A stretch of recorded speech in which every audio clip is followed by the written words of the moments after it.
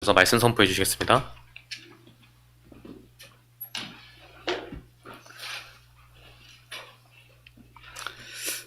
수요 예배 항상 인도할 때마다 너무 긴장되고 떨립니다.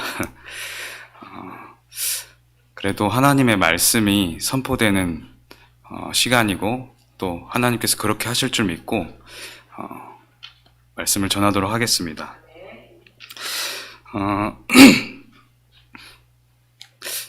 오늘 창세기 13장 14절에서 18절을 읽었는데 제가 군대 갈 때 그 주간에 목사님을 통해서 하나님이 주신 말씀의 본문이 창세기 12장 1절에서 3절이었습니다. 제가 기억하려고 했던 게 아니라 그냥 그게 말씀이 나에게 좀 와닿았고 그걸 또 굳이 크게 붙잡지 않았는데 군대에 있는 현장에서 한 2년 가까이 있는 그런 현장에서 순간순간 중요한 순간마다 계속 떠올랐던 말씀이었습니다. 그게 창세기 12장 1절에서 3절이었는데 너는 본토 친척 아비의 집을 떠나라. 내가 너를 큰 민족을 내가 내게 지시할 땅으로 가라. 내가 너를 큰 민족을 이루고 내 이름을 창대하게 하리니 너는 복이 될지라. 너를 축복하는 자에게는 내가 복을 내리고 너를 저주하는 자에게는 내가 저주하리니 모든 이 땅의 모든 족속이 너로 말미암아 복을 얻을 것이라 하신지라. 이 말씀이 순간순간 계속 떠오르는 거예요. 군대에서도 많이 힘든 일도 있었고 또 좋은 일도 있었고 그랬는데 힘든 일이 더 많았습니다. 지금 군 현장에 가 있는 렘넌트들 있는데 렘넌트들 두고 많이 기도해 주시기 바랍니다. 군대 현장에서 하나님께서 많은 것들을 보여주시고 또 나의 영적인 상태도 점검하게 하시고 그 시간에 엄청나게 복음에 집중할 수 있는 기회를 허락해 주셨어요. 나의 개인적인 어떤 문제를 통해서 또 만남을 통해서 그렇게 생각도 바꿔주시고 많은 기도를 하게 하시고 그랬습니다. 그 말씀을 순간순간 굳게도 아니고 막 엄청나게 막 감정적으로 붙잡는 것도 아니고 순간순간 생각이 나면서 있는데 군대에서 제가 신학을 해야겠다 이 응답을 받은 거예요. 내가 하나님 앞에 주의 종으로 설 수 있도록 하나님께 기도하고 질문하고 확인하고 그렇게 했습니다. 너는 본토 친척 아비의 집을 떠나라. 내가 내게 지시할 땅으로 가라. 내가 너로 큰 민족을 이루겠다. 너를 축복하는 자에겐 내가 복을 내리고 너를 저주하는 자에겐 내가 저주하리니 이 땅의 모든 족속이 너로 말미암아 복을 얻을 것이라 하신지라. 이 언약은 제가 붙잡고 있고 실제로 성취되어 가고 있고 더 세밀하게 구체적으로 정확히 성취될 줄을 저는 확신하고 있습니다. 그리고 제가 청소년 시절 때 중학교 1학년 이때쯤이었던 것 같아요. 그때 청소년부 담당 전도사님이 우리 홍감사 전도사님이셨어요. 홍창기 장로님, 한영숙 장로님 아들이신데 지금은 목사님이 되셨죠. 홍감사 목사님께서 저보고 그냥 지나가다가 그렇게 말씀하셨어요. 준호야, 너는 오늘부터 어른 예배도 참석해라 그러시는 거예요. 저는 그전까지 어른 예배 이런 것도 전혀 생각 못했고 청소년부 예배나 좀 잘 드리면 좋겠다 이런 생각으로 예배 참석하고 주일 예배를 드렸는데 어떤 미사여구도 없이 그냥 슬쩍 얘기하셨어요. 그날 이후로 어른 예배 계속 지속하고 있습니다. 왜 이런 말을 하냐? 여러분, 말씀이 임하면 끝인 겁니다. 하나님의 말씀, 강단에서 선포된 말씀이 나에게 임했어요. 저에게 임했습니다. 그리고 주의 종에 지나가면서 하는 그 말이 나에게 임한 거예요. 저에게 임했습니다. 그것으로 내 인생이 만들어져 갖고 인도되어져 갔어요. 우리의 힘이 사실상 필요하지 않습니다. 하나님의 말씀이 임하는 게 모든 것이고 끝입니다. 그래서 저도 청소년부를 맡고 지금 사역 중인데, 청소년들을 데리고 많은 특별한 프로그램, 특별한 것들을 할 수도 없고, 제 능력이 제가 좀 많이 부족하기도 하고, 무엇을 믿고 있냐? 다른 거 필요 없다. 이 렘넌트 한 명 한 명에게 하나님 말씀이 임하면 끝인 것이다. 하나님 말씀만 임하면 됩니다. 하나님 말씀이 임하는 시간표를 우린 누리면서 기다리는 거예요. 특별한 거 우리가 막 할 필요 없습니다. 하나님께서 하나님의 시간표대로, 하나님이 원하시는 대로 말씀을 주시고 그 말씀이 임하게 하실 겁니다. 그게 가장 정확한 성령의 인도입니다. 자, 우리 이번 강단 말씀에서 2022년이 되었는데 어떻게 시작해야 되겠냐 말씀을 주셨어요. 첫 번째, 우리 말씀을 붙잡고 시작해라 그랬습니다. 말씀을 붙잡고 시작하셔야 됩니다. 강단에서 우리 이번 주에 모세, 자세히 이제 영상을 다시 들어보시면 모세, 초대교회, 바울 이 이야기가 나옵니다. 이 모세와 초대교회와 바울의 공통점이 뭐였습니까? 목사님께서 말씀을 전해주실 때 그 성경의 이야기 속에 공통점이 뭐였습니까? 그 사람들의 위대함이었습니까?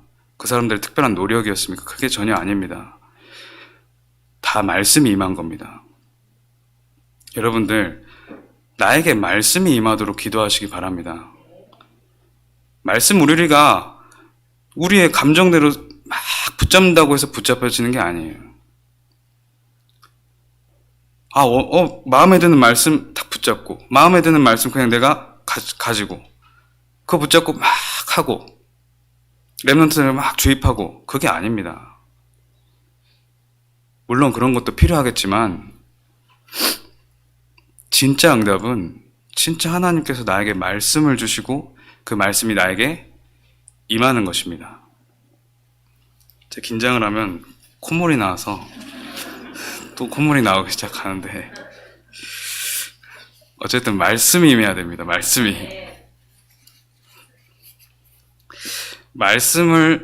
임하면 그 말씀을 붙잡게 돼요. 그 말씀 믿어져요. 그 말씀이 성취되는 게 보여요. 말씀이 임하면 그럽니다. 나의 말씀 아닌 거 막 붙잡고 노력하고, 신앙생활 그런 겁니까? 막 부자연스럽고 막 뭔가 노력해야 되고, 신앙생활이 그런 겁니까? 세상이랑 똑같지 않습니까? 그게 굿 뉴스 맞습니까? 정말 하나님께서 하시는 것을, 하나님께서 온전히 하시는 것을 봐야 신앙생활 아닙니까? 여러분들, 말씀이 임하도록 기도하시기 바랍니다. 그래서 이제 2022년에 많은 일들이 또 있을 것이고, 2021년에 또 많은 일들이 있었습니다. 세상과 사람의 소리도 많이 들려올 겁니다. 많은 뉴스를 통해서 우리의 기준들이 자꾸만 흔들릴 때도 있고, 눈앞에 닥친 어려움이 나를 자꾸만 흔들 때도 있을 겁니다. 그때마다 나에게 임했던 말씀으로 돌아가셔야 됩니다. 그 세상의 소리, 사람의 소리는 틀린 겁니다. 나에게 임한 하나님의 말씀, 성경에 있는 하나님의 말씀, 그것만이 이 세상 우주 만물의 기준이고 진리입니다. 하나님의 말씀으로 돌아가야 됩니다.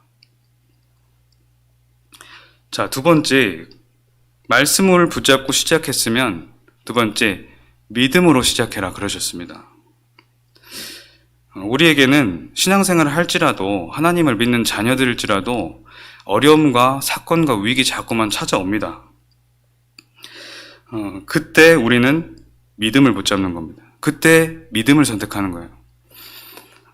믿음에 대한 많은 사람들이 오해를 하죠. 믿습니다. 되어질 줄 믿습니다. 내가 이게 원하는 것, 내가 지금 바라보고 있는 것이 그대로 되어질 줄 믿습니다. 여러분, 그 속에 혹시 나의 야망, 나의 어떤 성취, 이런 것들이 들어있지 않는지는 확인하셔야 됩니다. 믿음이라는 것은 어려움, 문제, 위기 또는 좋은 응답, 그 속에서도 하나님께서 나와 완전하게 함께 하신다는 그 사실을 믿는 그것이 정확한 믿음입니다. 하나님은 나와 함께 하시고 완전하게 나를 책임지시고 완벽하게 나를 인도하신다. 하나님이 인도하시는 것이 완벽한 겁니다. 우리의 의대로, 우리의 뭔가 야망대로 자꾸만 부르짖는 그런 자세가 아니라 하나님은 나를 완전하게 책임지시고 완벽하게 인도하고 계신다. 그걸 믿는 겁니다. 그걸 선포하고 고백하는 게 진짜 믿음입니다. 신앙생활은 어쩌면 나의 뜻을 자꾸 완전히 내려놓을 때까지 계속 그렇게 되는 것이 어쩌면 신앙생활일지 모릅니다. 나의 뜻을 완전히 내려놓는 겁니다. 내 뜻대로 되는 게 있었습니까? 성도 여러분. 하나님께서 나의 뜻을 완전히 내려놓도록 많은 훈련을 시키셨을 겁니다. 신앙생활은 나의 뜻을 완전히 내려놓고 하나님의 뜻이 온전히 성취되도록 기도하기를, 그런 영적 상태가 되기를, 그렇게 기도해가는 하나님 자녀의 여정인 겁니다. 그 말이 뭐냐? 그럼 나 완전히 사라지고 하나님의 뜻만 막 이루어지고 그겁니까? 내 능력을 누리지 말고 하나님의 능력을 진짜 누리라는 겁니다. 내 능력은 사실상 한계에 있고 부족하고 오히려 많은 오류를 일으키고 많은 부작용을 일으키고 그렇게 됩니다. 하나님의 능력을 완전히 내 것으로 누려가는 것이 그게 진짜 신앙생활입니다. 자, 세 번째, 그랬다면 말씀을 붙잡고 시작하고 믿음으로 시작했다면 또 세 번째는 기도로 시작해라 그랬습니다. 우리는 작은 것 하나를 시작하더라도 기도로 시작해야 됩니다. 그것은 무슨 말이냐? 작은 것 하나 앞에서도 하나님 앞에 서겠다는 고백인 겁니다. 기도가 뭡니까? 기도는 목사님이 이번 주 강단 말씀에서 실제로 나와 함께 하신 하나님의 능력을 체험하는 것이다 그랬어요. 방금 믿음으로 시작하라 그 말 속에서 정말 하나님의 능력이 나의 것이 되도록 그렇게 되는 것이 그게 기도입니다. 내 능력을 자꾸만 내려놓고 내 능력이 사실 뭐가 있겠습니까? 내 기준과 내 경험 속에서 나아지는 그냥 몸부림일 뿐입니다. 세상 우주 만물 천지는 하나님께서 창조하셨고 생사 화복은 하나님의 손안에 있습니다. 그것을 알지 못하는 영적 무지 속에 갇힌 인간이 나는 할 수 있다, 나는 할 수 없다, 이런 틀린 말, 교만한 말을 자꾸만 하게 되는 겁니다. 기도는 하나님을 누리는 것입니다. 기도는 나의 야망을 누리는 것이 아닙니다.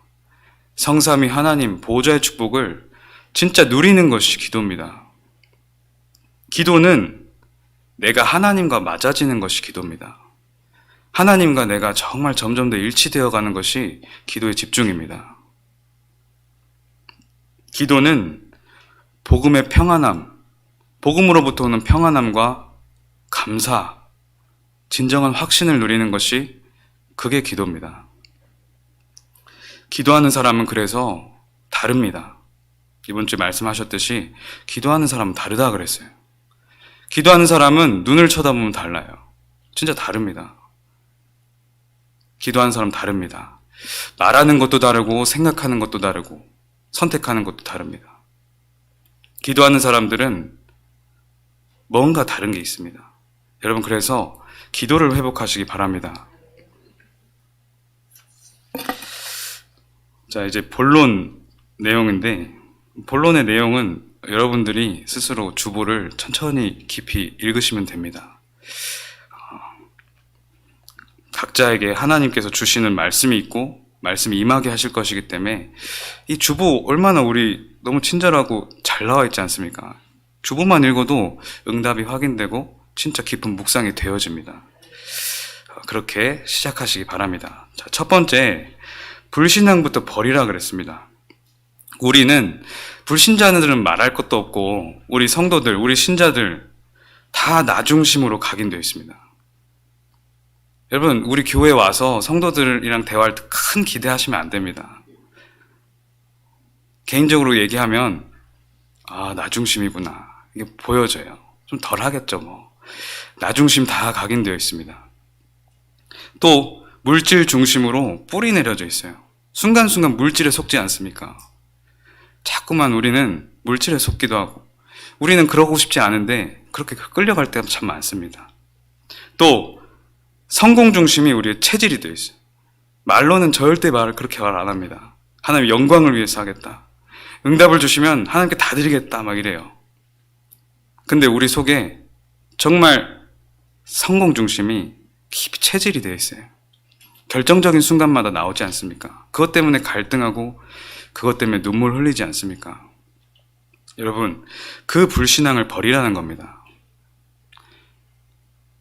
내 생각에는, 내 기준에는, 내 경험으로는 이런 말을 참 많이 해요, 우리는. 내가 볼 때, 내 경험으로, 내 기준으로 그런 말을 참 많이 합니다. 여러분, 그 주어를 다 바꾸시기 바랍니다. 하나님이 보실 때 어떠냐? 하나님 말씀이 어떻게 돼 있냐? 하나님의 뜻은 어떤 것이냐? 하나님 계획은 무엇이냐? 하나님은 성경에 뭐라 말씀하시냐? 주어를 바꿔야 됩니다. 하나님은, 나는이 아니라 하나님은. 그래야 우리 현장을 제대로 보고 후대를 제대로 보고 교회를 제대로 보고 모든 것을 제대로 볼 수 있습니다. 주어를 바꾸시기 바랍니다. 하나님의 말씀을 믿지 않는 불신앙에 빠지면 어떻게 되냐? 영적인 눈이 어두워지고 육신의 눈만 자꾸만 밝아집니다. 육신의 눈이 밝아진다는 것은 또 밝아지는 게 아니에요. 틀린 것을 자꾸만 묵상하게 되는 거예요. 이 오늘 나온 본문에서 위쪽에 보니까 앞절에 보니까 아브라함과 지금 롯의 영적 상태 어떻게 다릅니까? 아브라함은 하나님의 언약을 정말 믿겠다는 결단을 한 거예요. 근데 롯은 그런 기준도 없이 그냥 불신앙 속에 살다가 지금 이 시간표를 맞이한 겁니다. 13장 10절에 보니까 롯이 눈을 들어 요단 지역을 바라본즉 소알까지 온 땅에 물이 넉넉하니 여호와께서 소돔과 고모라를 멸하시기 전이었으므로 여호와의 동산 같고 애굽 땅과 같았더라. 그래요. 우리가 불신앙하면 이런 육신의 눈이 확 밝아집니다. 여호와의 동산 같고 애굽 땅과 같 물이 넉넉하고 그래요. 기름지고 그래 보입니다. 근데 육신의 눈은 밝아졌는데 영적인 눈이 어두워진 거예요. 그 증거가 분명히 성경에 13절에 보니까 소돔 사람은 여호와 앞에 악하며 큰 죄인이었더라. 이 사실은 안 보이는 겁니다. 하나님 말씀을 믿지 않는 불신앙에 빠지면 여러분 영적인 눈이 어두워져요. 영적인 눈이 어두워지면 육신의 눈만 막 밝아집니다.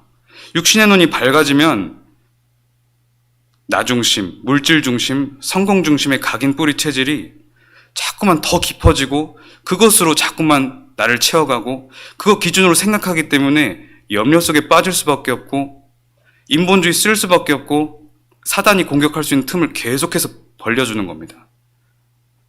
그럼 사단은 어떻게 해요? 깊이 들어와서 그 개인을 완전히 멸망까지 이끌고 가려고 하고 그 후대들까지 계속 그 멸망, 저주를 전달시키려고 합니다. 끝까지 그럽니다. 사단은 놓지 않아요. 끈질깁니다. 그래서 여러분, 그래서 불신앙에 빠지지 말라고 하는 겁니다. 자꾸 예배에 승리할 수 있도록 하나님 앞에 서고 하나님 말씀을 듣고 강단의 말씀을 정말 믿음으로 붙잡으라는 것. 그래야 불신앙을 이길 수가 있어요. 불신앙하면 사단이 반드시 공격하기 때문에. 자, 두 번째, 믿음의 단을 쌓으라 그랬습니다. 믿음의 단이라는 것은 예배를 회복하라 이 말이 된다고 해서 여러분 예배를 정말 회복하신 한 해 되시기 바랍니다. 13장 14절에 보니까 우리 읽었던 롯이 아브라함을 떠난 후에라 그랬어요. 이 말이 뭡니까? 아브라함이 모든 불신앙을 버린 후에 이 말입니다. 아브라함이 모든 불신앙을 버린 후에 그때 아브라함에게 진짜 인생이 시작된 거예요. 여러분들이 지금 올해 새로 시작된 이 한 해에 여러분들이 갖고 있었던 불신앙 그것을 버릴 때 완전히 하나님 앞에 설 때 진짜 인생이 시작될 것이라는 겁니다. 여러분들 개개인이 갖고 있는 불신앙이 뭡니까? 있을 겁니다. 자꾸만 내가 걸리는 그 흑암에 각인 뿌리 체질, 함정, 틀, 올무가 분명히 있을 겁니다. 그거 발견해서 말씀으로 완전히 제거하시기 바랍니다. 그때 아브라함에게 주셨던 그 언약이 성취됐던 것처럼 정말 진짜 인생을 하나님께서 이루어 가시겠다는 거예요. 사실 아브라함은 언약을 믿고 언약을 따라간 것처럼 보이지만 실제로는 아브라함은 돈을 따라간 거예요. 돈 따라간 겁니다. 돈 때문에 움직인 거예요. 돈 때문에 겁먹고 돈 때문에 움직이고 돈 때문에 선택하고 언약을 따라간 것 같지만 그래요. 돈을 붙잡은 겁니다. 근데 돈을 붙잡은 게 아니라 돈이 아브라함을 완전히 사로잡아 버린 거예요. 여러분 그렇지 않습니까? 나 중심, 물질 중심, 성공 중심에 내가 이 손발이 묶여 있지는 않습니까? 나를 제대로 보고 하나님 앞에 나를 세워서 말씀으로 그것을 다 제거해야 된다는 겁니다. 그때 진짜 인생이 여러분 펼쳐질 겁니다. 그래서 그 불신앙을 버리고 롯이 아브라함을 떠난 후에 그때에 하나님께서는 창세기 12장에 아브라함에게 주셨던 그 언약을 다시 한번 제대로 확인시켜 주시는 거예요. 롯이 아브라함을 떠난 후에 여호와께서 아브라함에게 이르시되 너는 눈을 들어 너 있는 곳에서 북쪽과 남쪽 그리고 동쪽과 서쪽을 바라보라. 보이는 땅을 내가 너와 내 자손에게 주리니 영원히 이르리라. 내가 내 자손이 땅에 티끌 같게 하리니 사람이 땅의 티끌을 능히 셀 수 있을진데 내 자손도 세리라. 너는 일어나 그 땅을 종과 횡으로 두루 다녀보라. 내가 그것을 내게 주리라. 이 아브라함이 장막을 옮겨 헤브론에 있는 마므레 상수리 수풀에 이르러 거주하며 거기서 여호와를 위하여 제단을 쌓았더라. 하나님께서 아브라함을 부르신 이유, 원래 이유, 진짜 원래 정체성을 다시 회복한 겁니다. 하나님께서 여러분들을 부르신 이유가 있습니다. 불신앙에 빠지면 그게 보이지가 않아요. 말씀을 제대로 붙잡고 예배 속으로 들어가서 믿음으로 기도할 때 아브라함에게 주셨던 이 말씀, 언약이 제대로 시작되고 진짜 인생이 시작되는 겁니다. 진짜 인생을 시작하시기 바랍니다. 자, 세 번째, 그리고 하나님의 역사를 체험하게 될 것이다 그랬습니다. 하나님의 역사가 뭡니까? 우리 오늘 읽은 본문에 15절, 16절, 17절 우리 강단 말씀에서도 말씀하셨는데 보이는 땅을 내가 너와 내 자손에게 주리니, 또 16절에 내가 내 자손이 땅에 티끌 같게 하리니, 또 17절 내가 그것을 내게 주리라. 여러분 신앙생활이 뭡니까? 하나님께서 하신 역사를 보는 것 아닙니까? 하나님을 진짜 믿으시기 바랍니다. 신앙생활 편안한 거 아닙니까?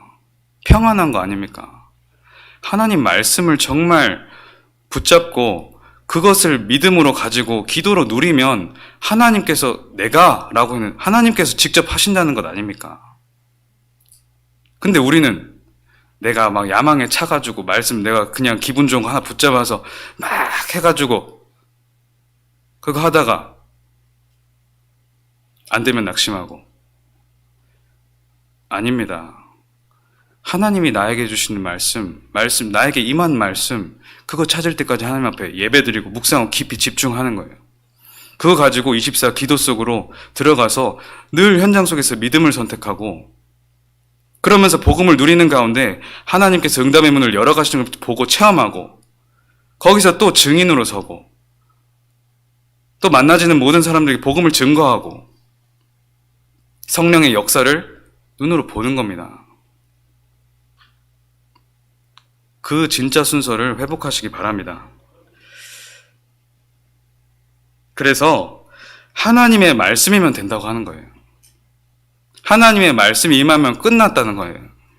진짜 응답은 하나님 말씀이 내게 임하는 거예요.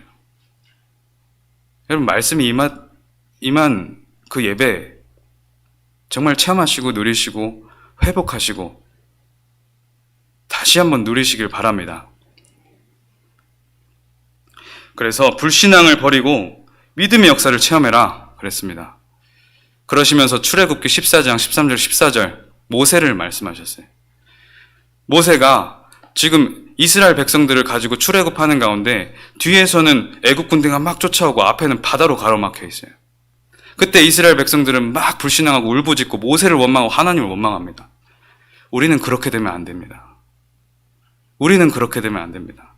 모든 성도들, 여기 모인 주의 백성들이 모세처럼 서야 돼요. 그렇게 되게 하기 위해서 하나님 출애굽기를 우리에게 주신 겁니다. 그래서 여러분들의 모든 개개인의 고백이 불신앙하지 마라.